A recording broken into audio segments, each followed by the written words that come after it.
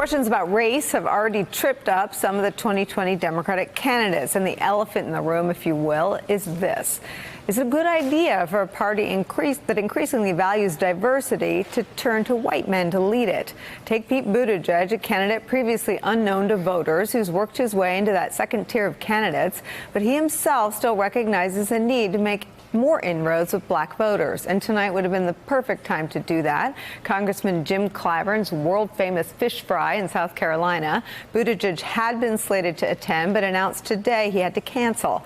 The reason: he's going to be in his hometown, South Bend, Indiana, in order to attend a march related to the fatal shooting of a black man by a white police officer last weekend. Here's how Buttigieg described his decision. And part of my job is to promote healing and to make sure that members of the community, especially the black community who are concerned with whether they can trust the police, even as details are still coming out about the specific issue, making sure we demonstrate our commitment to transparency, to fairness, to justice, and to healing. So this evening is one of those moments when a city just needs its mayor. But I'm looking forward to returning to the campaign trail in South Carolina tomorrow. And while Buttigieg won't be at the fish fry, Joe Biden will. He reached out to Cory Booker last night to try to smooth over any friction between the two men after Biden's comments about being able to work with two segregationists in the U.S. Senate. When I go home tonight back to a black and brown neighborhood, that you can still literally see the legacy of this dark, dark past. And for him to dredge it up in the way that he did, in a way that harms, in the ways hurts, we had a very constructive conversation about that. Did you come to a better understanding of his side of this experience? I think I understood very well even before that conversation. Mm-hmm. I understood where his intentions were. I understood where his heart was. The fact is, though, it's not about me or him. He said things that are hurtful and are harmful. I believe he should be apologizing to the American people and having this discussion with all of us. Joining our conversation, Garrett Haake, MSNBC correspondent, who is down South Carolina for Jim Clyburn's fish fry. Joining us at the table, the Rev Al Sharpton, host of Politics Nation here on MSNBC, and Axios political reporter Alexi McCammon. Garrett, let me start with you. Really, really important event hosted by a really, really, really, really important man in a really, really, really, really, really important state. Yeah, I think that about sums it up. Look, I think for these candidates, here's the downside, though. You've got essentially everyone here. I don't know who gains advantage out of being here when the entire field is here. And I don't think this is the kind of thing that really hurts Mayor Pete by not being here. If you look at that from a campaign perspective, it seems like a pretty straightforward risk-reward here between the possibility that you are away from your city, your one credential to be in this race at a time of crisis, to be here doing something for perceived political gain. Whether there's not enough upside for him to be here, it seems like there could be enormous downside if he had shown up and been called out for essentially skipping out on the day job. So, we'll see if anybody's able to break through tonight. Tomorrow night at the Democratic Convention, you do have Booker and Biden as the last two speakers of the day, which could be an interesting moment. Although the sense I get from talking to both campaigns is neither one of them wants to continue making too much hay out of this going forward. Brett. I think that I talked to Mayor Pete. He called me around the shooting. This is a serious shooting. Man was killed. The police officer's body camera was off. We talked about that. I've talked to the widow of the man.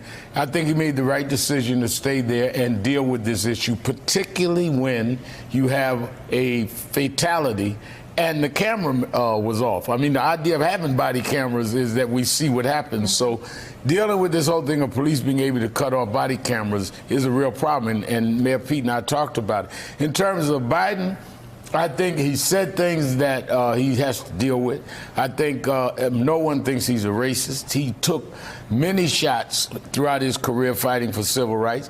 And for 8 years, he took a lot of shots for Barack Obama. Having said that, it doesn't give him the right, though, to make certain statements. I mean, the whole thing, they called me son, not boy, very offensive. I don't know if he understands the racial connotation of boy. And to fire back that Cory should apologize, not me, I think he should stop and deal with all of that. And I'll be down there tomorrow to talk to he and Cory on Politics Nation. And I think, all of us have said things that we later said, I didn't realize it was that insensitive. We should own it, we should deal with it, and then move on.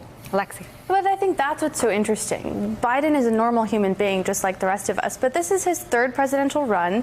He was the vice president for Barack Obama. I understand he's 76, so in some ways he has one foot in that world and one foot he's trying to meet the moment of the current world and society.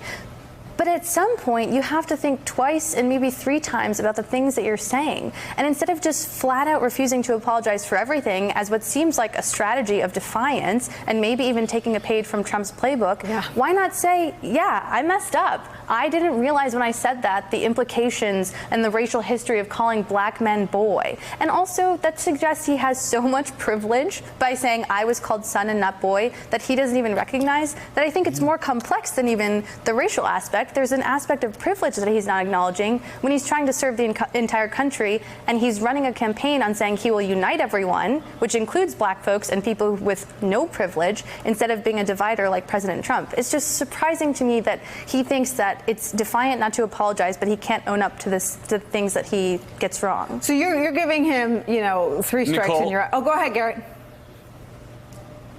Can I jump in here? Because when we spoke yesterday, you gave me basically an assignment to come down here and talk to these South Carolina voters about this. And I want to report back because it speaks exactly to what Lexi was just talking about here. I spoke to a number of African-American voters here, even folks who told me they're not paying particularly close attention to this election so far. They were aware of this incident. They were keenly aware of what the vice president had said. And almost all of them told me they were willing to give him the benefit of the doubt in this case. But to this question about how to handle it, they all said he did need to come out and apologize. They do not want to see a Trumpian response to this. Yes, they said they understand what the point the vice president was trying to make. Was it inartful? Yes, of course. But the voters I talked to, again, and this is not a scientific process here, said, look, we get this guy. He was a guy who stood by Barack Obama, but he does need to come out and clean this up. The idea that you can just rush headlong through this and move on, a la Donald Trump, did not fly with the folks I was talking to down here today. So, David Jelly, it does confirm what I've always believed. 1, voters are smart, treat them as though they are smart. And 2, voters are forgiving, treat them as though they have the capacity for forgiveness. And if you look at Joe Biden's numbers among African-American voters, he's sitting at 50%. I mean, he has a lot of goodwill there. He certainly had the space to ask for forgiveness for saying something stupid. Yeah, and look, in many ways, this is a debate in which everybody's kind of right? Joe Biden was right saying, I needed to work with everybody. And we saw Jim Clyburn come out and say that. John Lewis, the Rev, said, yeah, he had to work with people. Cory Booker is also right that Joe Biden emerged from a different generation where using the term boy and son may have a different connotation than now. And in some ways, it's reflective of the national conversation of, how do we recognize and give credit to people of generations past who fought in coalitions to advance civil rights, even though that fight could not apply to 2019 because, fortunately, the nation's in a different place. The one piece about asking forgiveness, and the one thing I think Joe Biden should take from this, and people like me, frankly, white men and women, should listen more and talk less. Let the voices of the Rev and Cory Booker and Kamala Harris, let the leaders, African-American leaders in this Democratic primary, move the national conversation. And Joe Biden taking a defensive posture is not what the nation needs in this conversation right now. I think Democratic voters know that, and that's what Garrett is reporting on. Well, and I think, Tim, that may be the best contrast of all. That may be the best contrast available to any Democrat hoping to challenge Donald Trump. Shut up and listen. Also, don't, this idea that Trump has blown the playbook up and that it's okay to be socially insensitive or be racist in flagrantly because you're not going to be held accountable for it. That's been some of the dialogue around this Biden moment, that candidates are trying to tear this page out of Trump's playbook. I asked that question yesterday. I think candidates should run 100 miles an hour away from that, even if it's not politically astute, because we're at a point right now historically where people are going to look back about the decisions all of us made in the Trump moment about what America should be and what America could be. And no one should be taking their cues from Donald Trump. He's polluted the public dialogue, and he's debased our military, he's debased our fellow Americans, and he's debased other candidates that he's competed against. And if all Biden has to remember here is that humility goes a long way. But that is my point. I think that aside from the moral side of it, and my being a civil rights activist still doing this, I think politically, if I was advising Biden, I would seize the moment of saying, I'm not going to be like Trump. Yes, I've been out here with you for decades, but I'm not taking you for granted. I shouldn't have said it that way.